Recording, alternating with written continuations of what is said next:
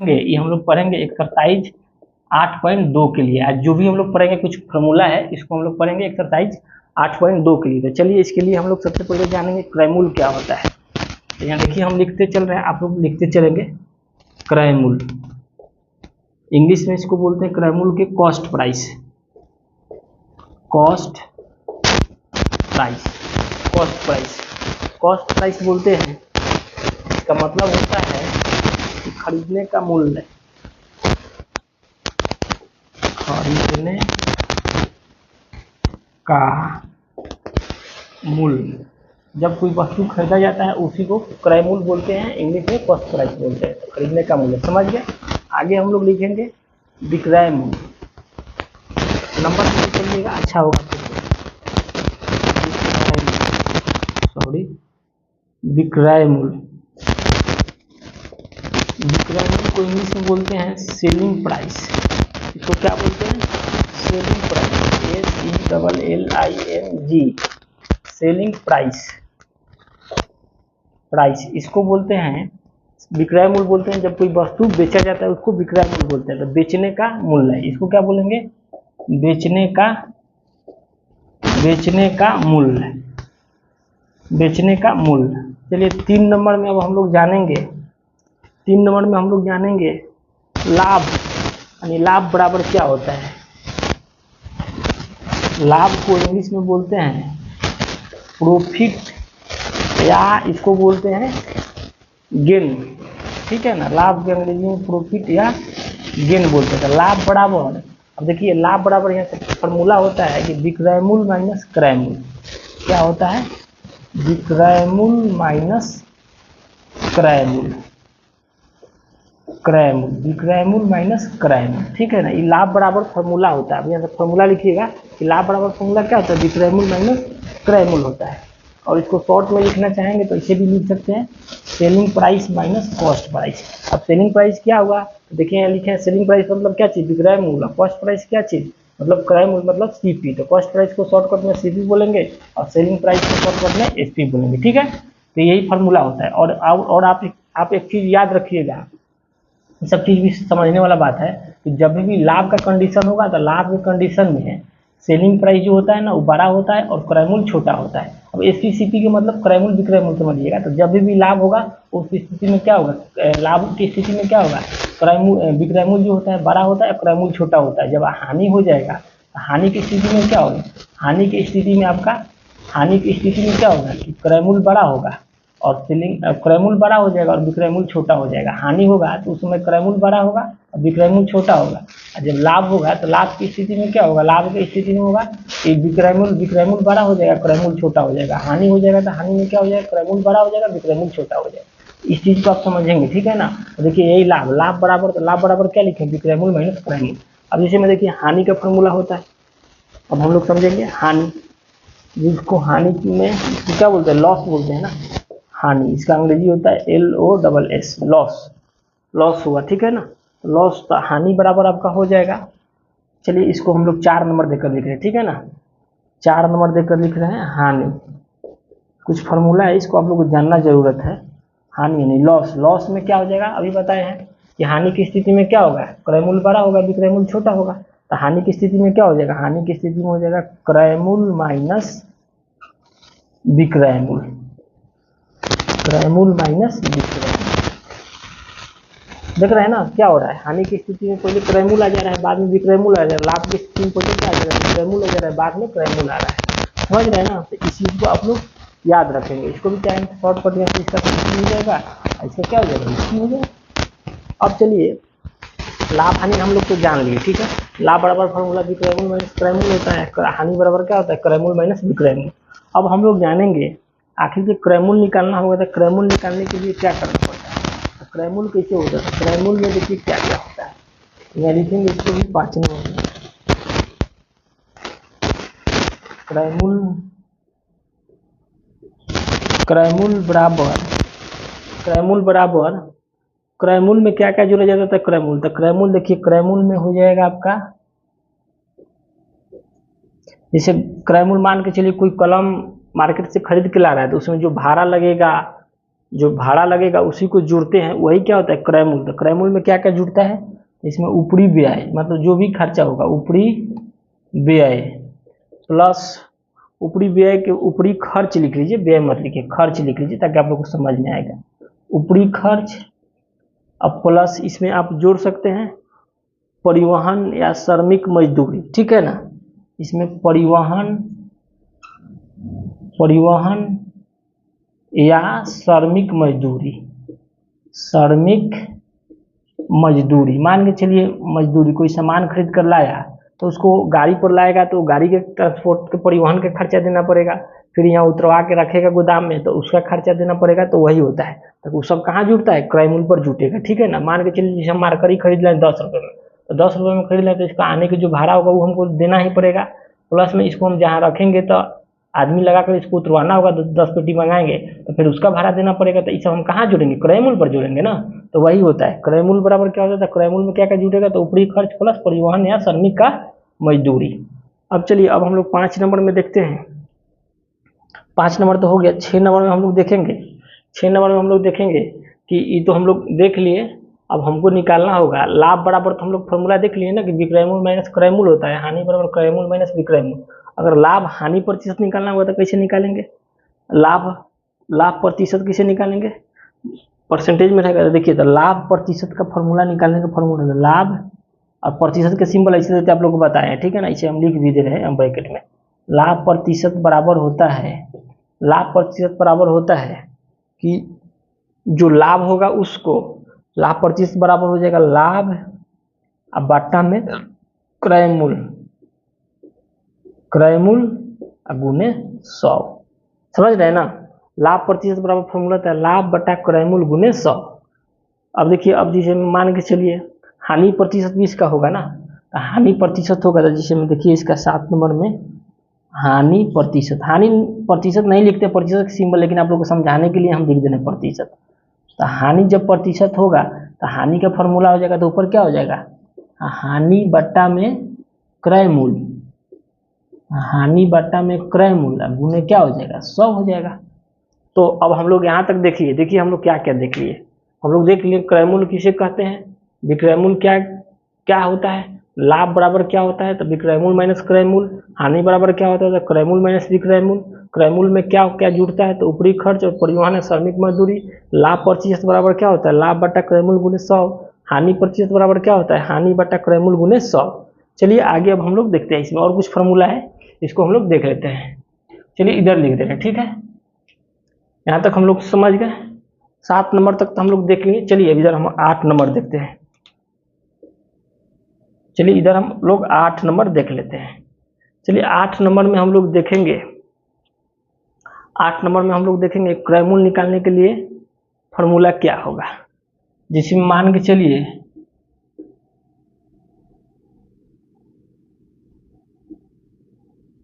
क्रय मूल्य बराबर, क्रय मूल्य निकालने के लिए फॉर्मूला क्या होता है, जब लाभ में दिया रहेगा तो क्रय मूल्य निकालने के लिए फॉर्मूला क्या होता है, तो आप क्या करेंगे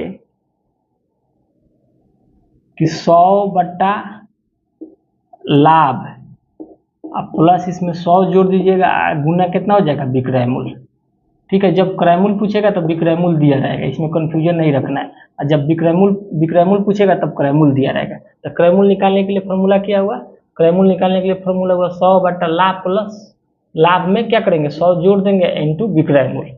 लेकिन यही अब ये तो लाभ में हो गया, और जब हानि में दिया रहेगा विक्रय मूल्य, क्रय मूल्य क्या है, क्रय मूल्य यहाँ लिख दे रहे हैं लाभ में, ठीक है, लाभ में। आइए अगर क्रय मूल्य यहाँ दिया रहेगा, क्रय मूल्य निकालना होगा आप लोग को, क्रय मूल्य निकालना होगा क्या चीज़ में, हानि में। तो हानि में क्या करेंगे, तो हानि में करेंगे ऊपर जो 100 के जैसे के तैसे लिख देंगे, और नीचे यहाँ क्या करेंगे लाभ में से माइनस कर देंगे, यहाँ क्या करेंगे 100 माइनस कर देंगे इनटू क्या चीज़ फिर विक्रय मूल्य। समझ रहे हैं ना, हानि में निकालने के लिए ये होता है। अब चलिए जब क्रय मूल्य निकाल ले रहे हैं, प्रतिशत में दे रहा है और प्रतिशत में तो विक्रय मूल्य भी पूछेगा, तब विक्रय मूल्य बराबर फिर हो जाएगा, विक्रय मूल्य बराबर कभी भी क्रय मूल्य निकालने के लिए 100 से गुना करते हैं। विक्रय मूल्य बराबर हो जाएगा आपका, विक्रय मूल्य बराबर क्या चीज में, लाभ में देख लेना है, विक्रय मूल्य लाभ में, ठीक है। तो लाभ में हो जाएगा आपका विक्रय मूल्य, लाभ में हो जाएगा, विक्रय मूल्य आपका लाभ में हो जाएगा, विक्रय मूल्य आपका लाभ में हो जाएगा। इसको देखिए 100 माइनस नहीं, जो हम किए हैं ना, इस 100 माइनस लाभ करिएगा, ठीक है ना। हानि जब होगा तो 100 माइनस हानि करना है, सॉरी ये तो लाभ है ना, यहाँ गलती करें, लाभ वाला ये हानि में ना, इसको करेंगे 100 माइनस हानि कर दीजिएगा, ठीक है ना। 100 माइनस हानि हो, गलती हो रहा था। अब चलिए विक्रय मूल्य लाभ में देख रहे हैं, तो विक्रय मूल्य निकालने के लिए, लाभ में विक्रय मूल्य निकालने के लिए आपको क्या करना पड़ेगा, तो यहाँ 100 प्लस विक्रय मूल्य जोड़ देना होगा। विक्रय मूल्य 100 प्लस नहीं 100 प्लस, सॉरी यहाँ 100 प्लस लाभ, अब बट्टा में हो जाएगा आपका क्या चीज, बट्टा में हो जाएगा 100 इंटू क्रय मूल्य, ठीक है ना। क्रय मूल्य ये कितना नंबर, इसी का हुआ ना। चलिए इसको नंबर देना चाहिए था, चलिए 7 हो गया, इसको 8 दे दीजिए, इसको 9 दे दीजिए, इसको 10 दे दीजिए, इसको 11 नंबर में आपकी विक्रय मूल्य हानि में देख रहे हैं। तो लाभ के लिए देखें ना, आपकी विक्रय मूल्य हानि में देख रहे हैं, तो हानि में आपका जो होगा, तो हानि में जो होगा तो फिर क्या हो जाएगा, यहाँ 100 माइनस हानि हो जाएगा, अब बट्टा में क्या हो जाएगा, तो 100 रहेगा जिससे कहते इसे इंटू क्या चीज होगा, क्रय मूल्य, क्रय मूल्य, ठीक। हानि में यही होगा, ठीक, हानि में। तो देखिए इतना जो फार्मूला हम लोग देखें, इस सारा फार्मूला आप लोग को 8.2 के लिए, इस सारा फार्मूला आप लोग को जानकारी होना चाहिए, तभी आप लोग बना सकते हैं। 8.2 का प्रश्नावली बनेगा आप लोग से। जैसे क्रय मूल्य, तो क्रय मूल्य में हम पूछेंगे लाभ बराबर क्या होता है, तो विक्रय मूल्य माइनस क्रय मूल्य। हानि बराबर क्या होता है, तो क्रय मूल्य माइनस विक्रय मूल्य। ये तो क्रय मूल्य में क्या क्या जुड़ते हैं, तो ऊपरी खर्च प्लस परिवहन या श्रमिक मजदूरी। लाभ, लाभ प्रतिशत बराबर क्या होता है, तो लाभ बटा क्रय मूल्य गुने 100। हानि प्रतिशत बराबर क्या होता है, हानि बटा क्रय मूल्य गुने 100। अब देखिए क्रय मूल्य निकालने के लिए जब लाभ प्रतिशत में देगा, क्रय मूल्य निकालने के तो 100 बटा लाभ प्लस 100 प्लस यहाँ लाभ कर दीजिएगा ना, ठीक है ना, यहाँ 100 प्लस लाभ कर दीजिए, 100 प्लस लाभ, 100 प्लस लाभ। जब क्रय मूल्य निकालना होगा प्रतिशत में, तो 100 बटा 100 प्लस लाभ गुने विक्रय मूल्य। जब क्रय मूल्य निकालना होगा हानि में, तो 100 बटा 100 माइनस हानि इंटू विक्रय मूल्य। विक्रय मूल्य निकालना होगा लाभ में, तो 100 प्लस लाभ बटा 100 गुने क्रय मूल्य। अब विक्रय मूल्य हानि में निकालना होगा, तो 100 माइनस हानि बटा 100 इंटू क्रय मूल्य। तो इस सारा फॉर्मूला आप लोग याद रखेंगे, तभी 8.2 के प्रश्नावली ये क्वेश्चन हम लोग बना सकते हैं, नहीं तो ऐसे नहीं बनेगा, ठीक है ना। चलिए इसके बारे में एक तो हम लोग क्वेश्चन ले रहे हैं, इसके ऊपर हम लोग देख रहे हैं, इसको आप लोग नोट कर लेंगे अच्छी इस तरह से। उसके बाद एक तो क्वेश्चन लेके हम बता रहे हैं। चलिए इसको हम मिटा रहे हैं, ठीक है ना। आप लोग वीडियो को स्टॉप करके इसको नोट कर लेंगे। इसको चलिए हम मिटा रहे हैं, वीडियो को स्टॉप करके आप लोग उतार लेंगे।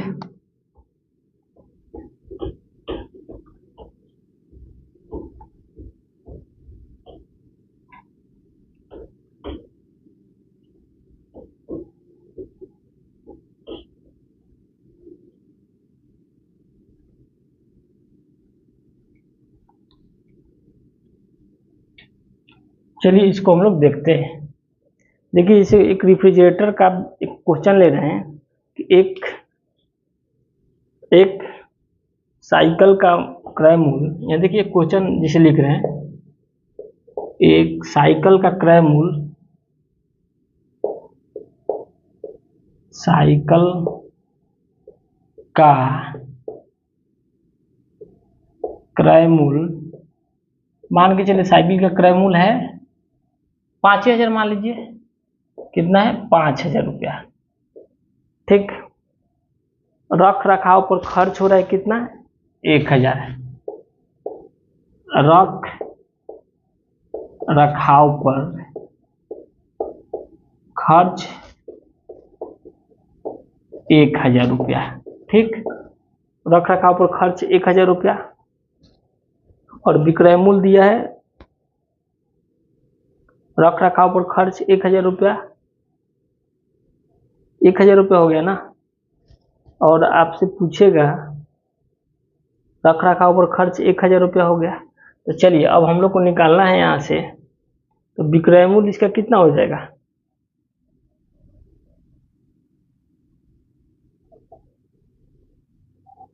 अब चलिए रख रखाव पर खर्च 1000 हो गया।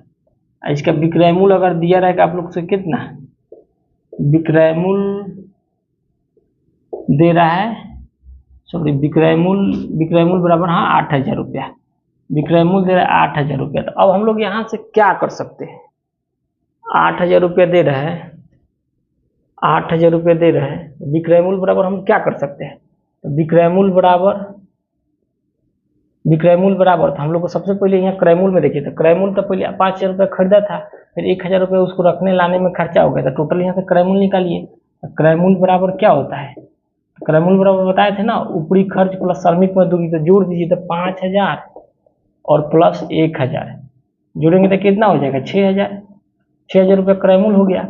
अब विक्रय मूल्य कितना दे रहा है, विक्रय मूल्य दे रहा है आपका 8000 रुपया, विक्रय मूल्य दे रहा है 8000 रुपया। अब आपसे पूछेगा कि इसका लाभ बताएं, लाभ होगा कि हानि होगा, चलिए लाभ में मान के चलिए पूछ रहा है लाभ इसका कितना होगा। लाभ बराबर फॉर्मूला लिखे थे ना कि विक्रय मूल्य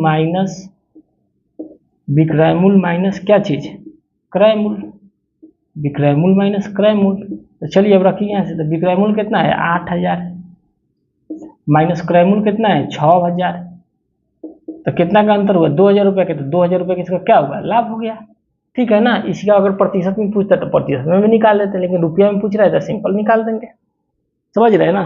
तो इसको इस तरीके से हम लोग बनाएंगे। अगर इसका विक्रय मूल्य हमको निकालना होता तो विक्रय मूल्य निकालने के लिए क्या करते हैं,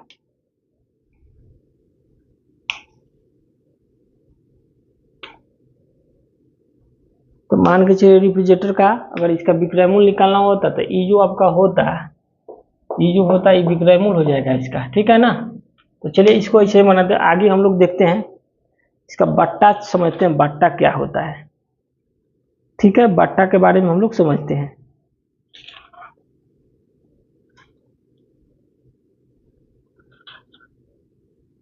चलिए इसको मिटा रहे हैं, ठीक है। अब हम लोग समझेंगे थोड़ा बट्टा क्या होता है।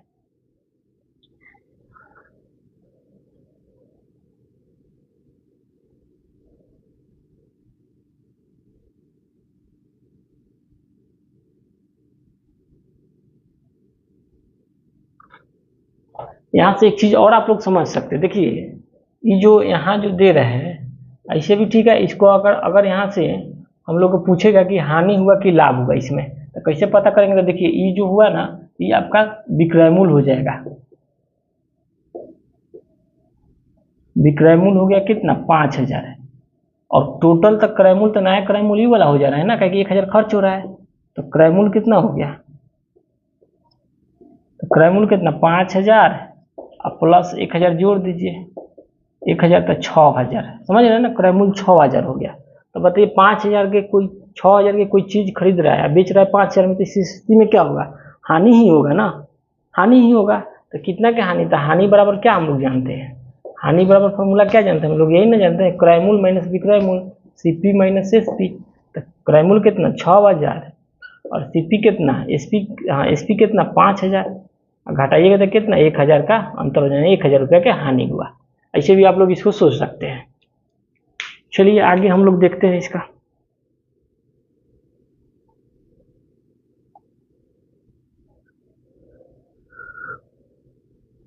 तो इसको मिटाते हैं।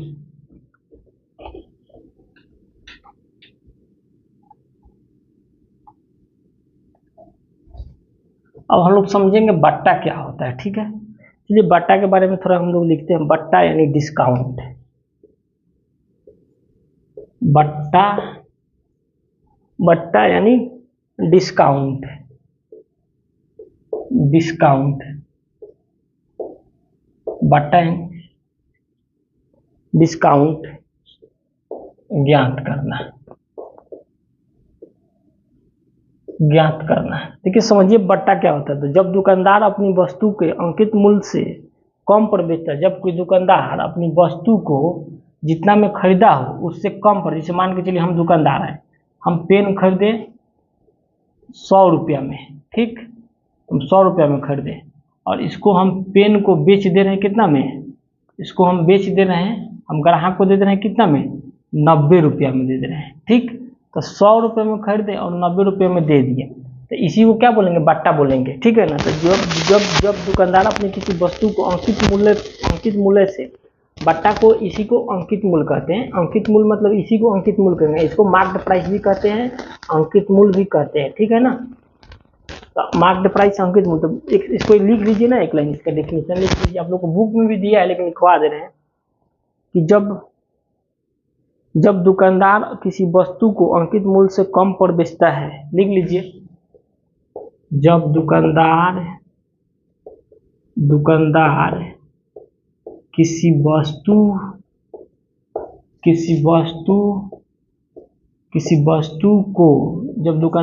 वस्तु को अंकित मूल्य से कम पर बेचता है, वस्तु को अंकित मूल्य से कम पर बेचता है तो अंकित मूल्य और विक्रय मूल्य के अंतर, बेचता है तो अंकित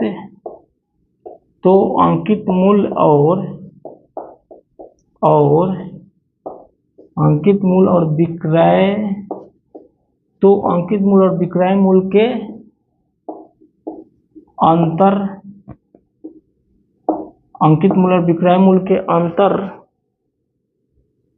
अंकित मूल्य और विक्रय मूल्य के अंतर को बट्टा या छूट कहते हैं। अंतर को बट्टा या छूट कहते हैं, बट्टा या छूट कहते हैं, बट्टा या छूट कहते हैं। बट्टा अथवा छूट बराबर होता है, यहाँ लिख लीजिएगा, बट्टा अथवा छूट बराबर होता है अंकित मूल्य माइनस विक्रय मूल्य। क्या होता है, अंकित मूल्य माइनस विक्रय मूल्य, अंकित मूल्य माइनस विक्रय मूल्य, ठीक है ना। देखिए, अंकित मूल्य डिस्काउंट क्या होता है, जब दुकानदार किसी वस्तु के अंकित मूल्य पर छूट देता है। अंकित मूल्य मतलब का जो वस्तु को खरीदा है, जैसे हम कलम को 100 रुपया खरीदे, 100 रुपये पर इस पर जो छूट देता है, अंकित मूल्य पर कम पर बेचता है, तो अंकित मूल्य और विक्रय मूल्य के अंतर को बट्टा कहते हैं। जैसे मान के चलिए हम 100 रुपये के कोई कलम ही खरीदे, इसको बेच रहे हैं हम कितना में, 90 रुपये में, तो इसमें कितना का अंतर हुआ, 10 रुपये। तो यही 10 रुपये की जो अंतर, इसी को क्या कहेंगे, बट्टा कहेंगे, बट्टा या डिस्काउंट कहते हैं। और अंकित मूल्य के याद रखिएगा, अंकित मूल्य भी बोलते हैं और मार्क्ड प्राइस भी इंग्लिश में बोलते हैं, मार्क्ड प्राइस भी बोलते हैं।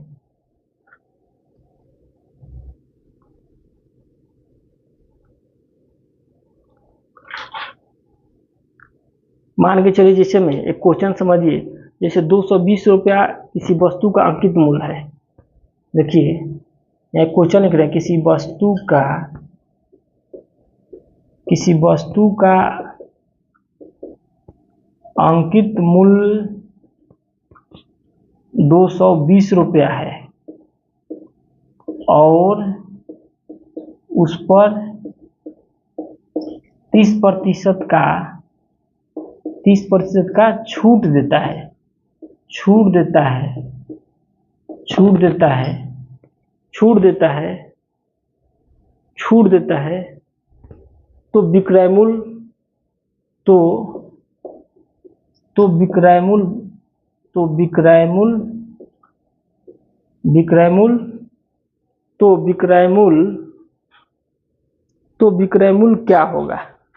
तो विक्रय मूल्य क्या होगा, जिसे में देखिए क्वेश्चन लिए विक्रय मूल्य क्या होगा। देखिए, किसी वस्तु का अंकित मूल्य 220 रुपया और उस पर 30% की छूट देता है, तो पूछ रहा है कि विक्रय मूल्य क्या होगा। और बट्टा क्या होता है, तो अंकित मूल्य और विक्रय मूल्य के अंतर को क्या कहते हैं, बट्टा कहते हैं। तो 220 रुपये पर 30% की छूट दे रहा है, तब पूछ रहा है इसका विक्रय मूल्य क्या होगा। चलिए इसको हम लोग निकालते हैं। तो इसमें तो अंकित मूल्य हमको पता चल गया ना, चलिए इसको बनाते हैं। देखिए यहाँ पर बनाते हैं, चलिए यहाँ पर बनाते हैं। अंकित मूल्य तो हमको पता चल गया, अंकित मूल्य बराबर कितना, 220 रुपया और बट्टा या छूट जो दे रहा है, बट्टा जो दे रहा है, बट्टा कितना है, तो बट्टा आपका है, सॉरी बट्टा जो आपका है, बट्टा जो है आपका कितना है, 30% है, 30% है। तो चलिए यहाँ से सबसे पहले हम लोग क्या करेंगे, इसका बट्टा निकालेंगे, कितना रुपया का बट्टा हुआ, ये लिख लीजिएगा, बट्टा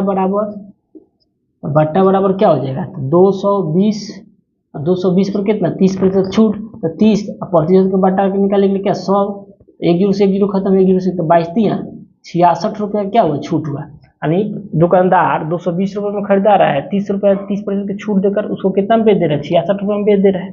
66 रुपये का मतलब कितना का बट्टा दिया, 66 रुपये का बट्टा दिया, तो 66 रुपये का बट्टा दिया, तो इसका विक्रय मूल्य कितना होगा, तो 220 में से 66 को घटा देंगे, तो इसका विक्रय मूल्य क्या निकालेंगे, तो इसका विक्रय मूल्य निकालेंगे, विक्रय मूल्य बराबर 220 माइनस 66, तो घटाइएगा तो कितना हो जाएगा, 220 में 66 तो 154 रुपया हो जाएगा। कितना होगा, 154 रुपया होगा।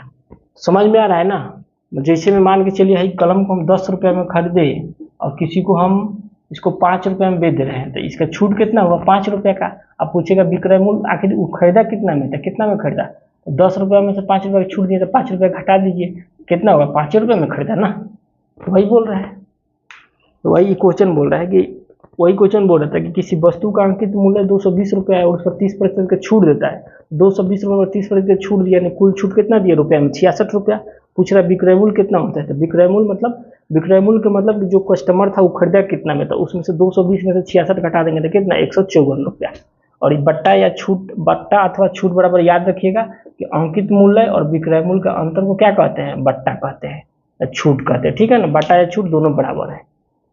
तो अब वीडियो हमारे हिसाब से बहुत लंबा हो रहा है, इसलिए वीडियो को यहीं पर स्टॉप करते हैं, फिर हम लोग कल आगे हम लोग प्रश्नावली 8.2 के हम लोग पढ़ेंगे, ठीक है ना। तो वीडियो को यहीं पर स्टॉप करते हैं, फिर मिलते हैं हम लोग कल।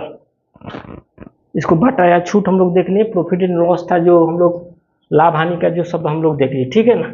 इसको मिटा रहे हैं, वीडियो हम लोग कल से प्रश्नावली 8.2 के देखें।